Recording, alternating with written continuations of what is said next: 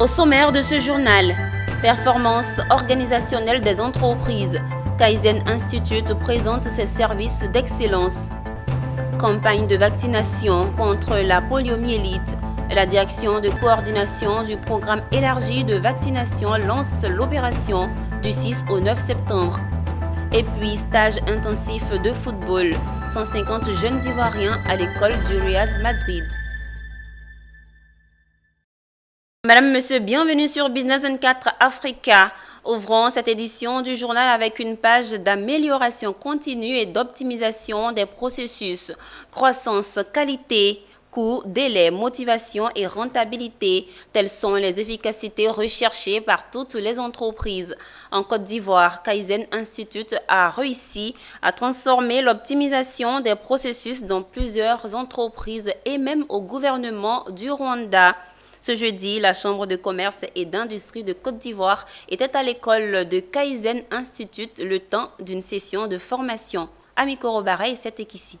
Abidjan Plateau, Chambre de commerce et d'industrie de Côte d'Ivoire. Ce jeudi matin, des entreprises enregistrées dans cette structure assistent à une session dédiée à la présentation des services de Kaizen Institute. Leader mondial dans le domaine de l'amélioration continue et de l'optimisation des processus, ces consultants partagent avec les participants les expériences réussies des Kaizen Institute en matière de croissance, de qualité, de coût, de délai, de motivation et de rentabilité. L'intérêt, c'est que chaque organisation, qu'elle soit privée, une organisation qui cherche des profits, non sans profit, ONG, chaque organisation a besoin de s'améliorer. Chaque organisation a besoin de faire mieux, de faire plus vite et moins cher.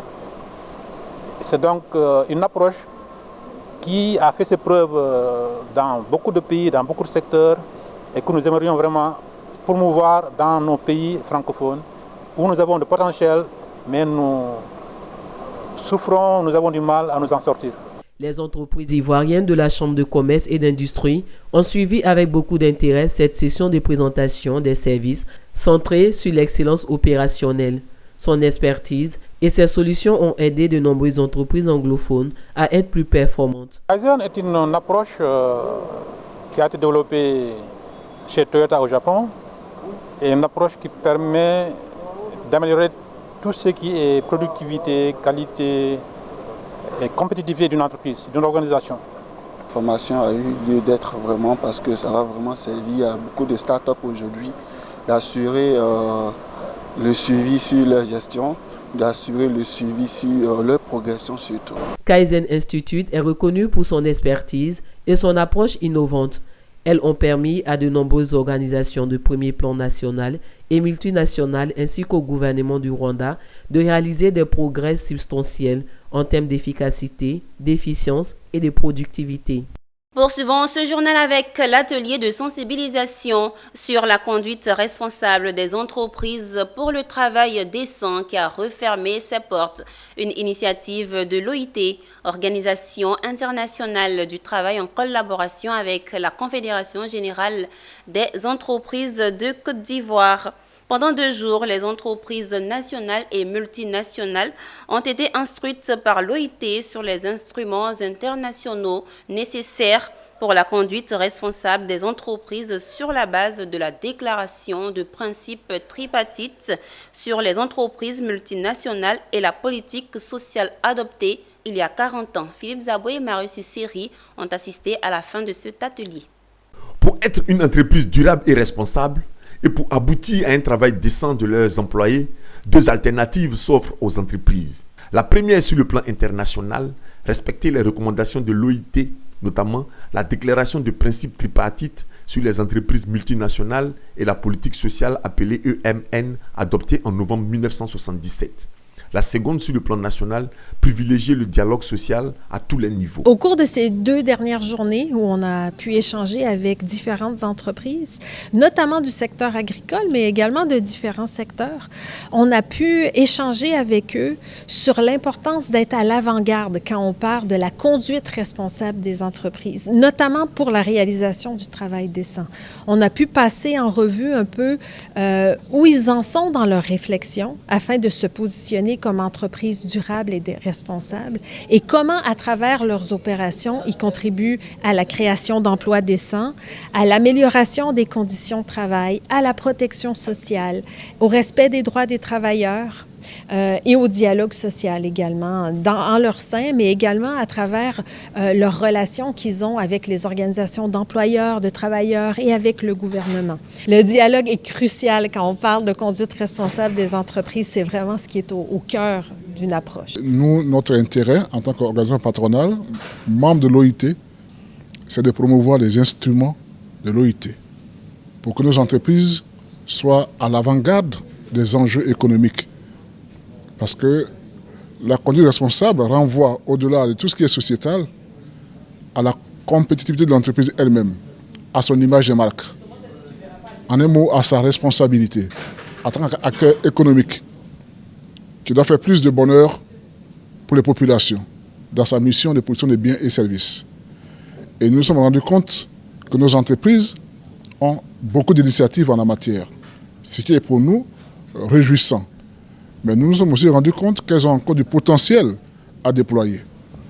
Et c'est à cela que nous devons pouvoir, avec eux, convenir des programmes d'accompagnement qu'on pourrait construire, co-construire et avoir l'appui du BIT. 50 entreprises affiliées à la CGC, exerçant dans le domaine agricole, ont eu leurs capacités renforcées sur des modules tels que le travail forcé, le travail des enfants, la liberté syndicale, le développement durable, la protection sociale, entre autres. Une page de santé dans ce journal. La direction de coordination du programme élargi de vaccination était face aux hommes de médias ce jeudi 29 août 2024. Cette rencontre était relative au communiqué de presse de la direction sur le lancement de la campagne de vaccination contre la poliomyélite du 6 au 9 septembre 2024 dans les 110 districts sanitaires du pays. Du 6 au 9 septembre 2024, 8 795 238 enfants de 0 à 5 ans vont recevoir leur dose de vaccin contre la poliomyélite dans les 113 districts sanitaires en Côte d'Ivoire. L'information a été révélée par les responsables en charge de la lutte contre cette maladie invalidante. Ces journées locales de vaccination font suite à la détection de 19 cas de poliovirus dans la capitale économique. Une urgence pour laquelle la direction de coordination entend répondre efficacement avec l'implication de tous les acteurs concernés. Aujourd'hui, on vous invite ici pour qu'on puisse organiser une journée, cette fois-ci nationale, qui va concerner les 113 districts sanitaires du pays contre la poliomyélite, cette poliomyélite-là. Et cette campagne, comme je vais le répéter, va se dérouler du 6 au 9 septembre 2024 dans tous les districts. Et le vaccin que nous allons utiliser, c'est le même vaccin qu'on utilise dans les autres campagnes, qui est un vaccin qui existe, qui est efficace et qui est sûr, car plusieurs pays l'ont déjà utilisé et cela peut freiner donc l'épidémie de poliomyélite que nous avons. Les hommes des médias ont aussi été invités à une large diffusion de cette campagne à travers leurs différents canaux d'information. C'est de demander aux parents que, malgré que les enfants sont vaccinés en routine, ils ont toutes les doses, les campagnes de vaccination constituent une opportunité, une dose supplémentaire pour les enfants de booster leur immunité. L'objectif de cette campagne, donc, c'est votre venue dans notre service ici, c'est de contribuer donc à la mobilisation des populations pour faire vacciner donc les enfants de 0,5 ans contre la poliomyélite afin de maintenir le statut de pays libre de poliomyélite en Côte d'Ivoire. Parfois, on a ce statut-là. Il faut qu'on n'ait pas d'autres cas de poliomyélite qui vont changer un peu nos statuts. Il faut qu'on arrive à maintenir ce statut de pays libre de poliomyélite en Côte d'Ivoire. Les journées locales de vaccination contre la poliomyélite vont cibler les sujets âgés de 0 à 5 ans vivant sur le territoire national. La ville de Bandoukou a été choisie pour le lancement officiel de ce premier passage des journées nationales de vaccination contre la poliomyélite. C'était un reportage signé Michel Brou et Ézéchiel Seri. Parlons sport. 150 enfants participent à un stage intensif de 5 jours en Côte d'Ivoire, organisé par l'agence de communication Aquandis en partenariat avec la Fondation Real Madrid. Ces jeunes venus de divers horizons seront formés aux techniques d'entraînement et aux matchs spécifiques de l'Académie du Real Madrid par des techniciens de ce club. L'objectif est double, permettre à ces enfants de rêver d'une carrière dans le football, mais également susciter en eux un intérêt pour d'autres métiers autour du football. Le stage a débuté le mercredi 28 août 2024 au stade Alassane Ouattara d'Ebimpe. Amiko Robara. Stade olympique Alassane Ouattara d'Ebimpe. Ici a débuté ce mercredi 28 août un stage de football intensif à l'endroit de 150 enfants venus de divers horizons.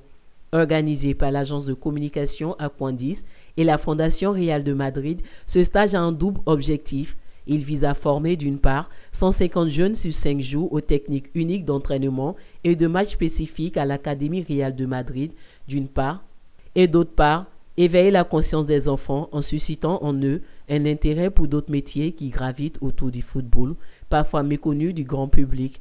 Pour ce faire, un atelier spécial découverte sera animé par des spécialistes afin d'orienter les enfants.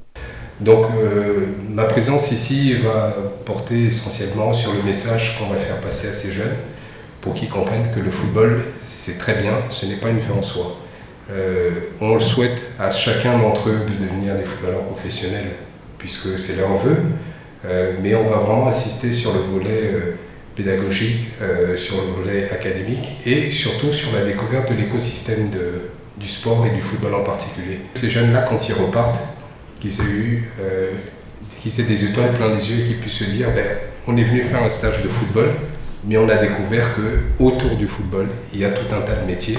Et ces métiers-là, on peut aussi se projeter à travers ces métiers, sachant qu'on a beaucoup plus de chances d'exercer ces métiers demain que de devenir des footballeurs professionnels. Ces journées seront également meublées de tournois, de remises de prix aux meilleurs talents sous l'œil aiguisé des coachs locaux et du Real de Madrid. Des moments fort attendus par les enfants.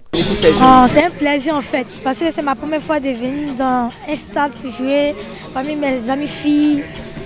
En fait, je me sens bien quoi. Et après ça, j'espère qu'ils vont me prendre. Je vais être parmi mes amis filles. On va beaucoup travailler encore plus quoi. Smart Technologies, sponsor principal de ces stages, a tenu à encourager ce projet novateur à travers la voix de son ambassadeur Salomon Kalou, ex-footballeur international. Moi qui ai eu la chance de faire partie d'un centre de formation, je sais l'importance qu'il y a d'avoir des encadreurs de haut niveau qui viennent là te donner des conseils.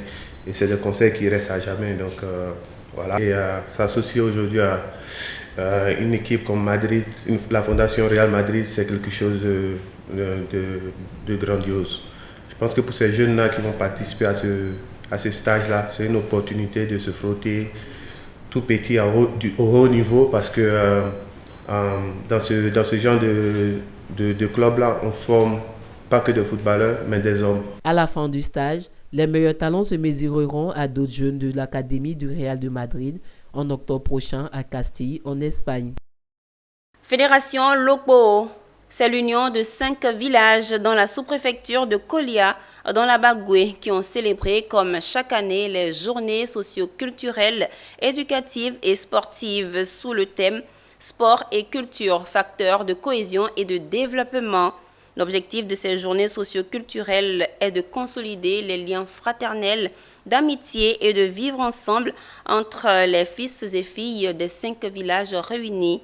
Le parrain a fait don de plus de 12 millions de francs CFA aux populations. Le récit de Daouda Ouattara. La fédération locale de Dembasso dans la région de la Bagoué, sous-préfecture de Kolia, était en fête ce samedi 17 août. Ils sont venus de Kantara, Dembasso, Maramana, Fahadougou et Kwafono pour célébrer la cohésion sociale à travers des activités de réjouissance, le ballon-fond et le sport.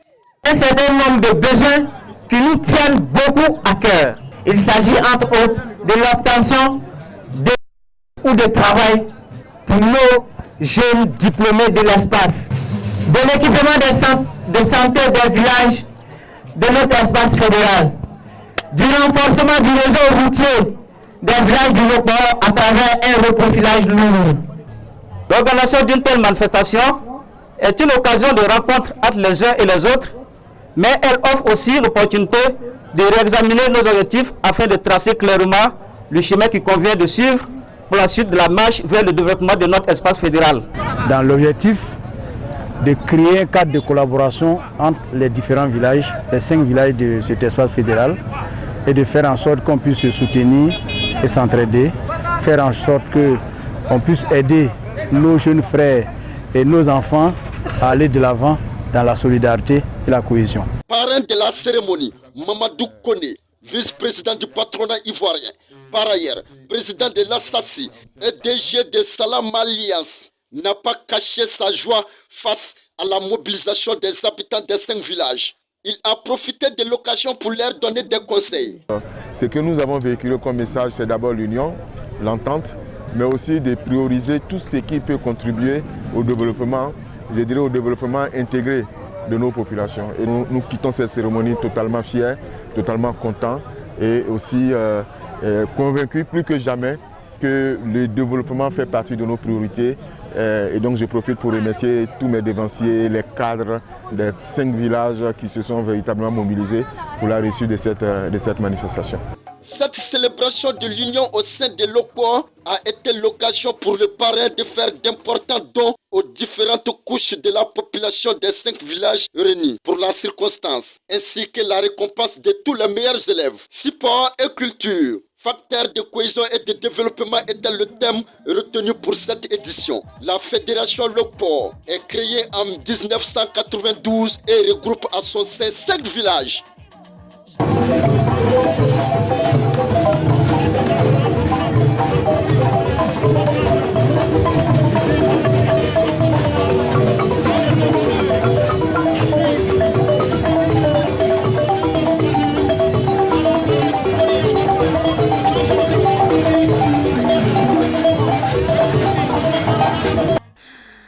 En image à présent, le gouvernement éthiopien a commandé un stock de 50 000 tonnes d'huile de cuisson sur le marché international selon le ministre du Commerce et l'intégration régionale.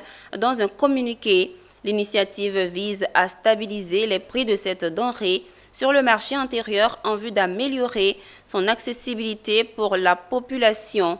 Toujours en image, en Égypte, le ministère des Transports a obtenu du gouvernement l'autorisation d'attribuer un marché pour développer un nouveau port sec et un centre logistique à Bog El Arab, à environ 55 km d'Alexandrie.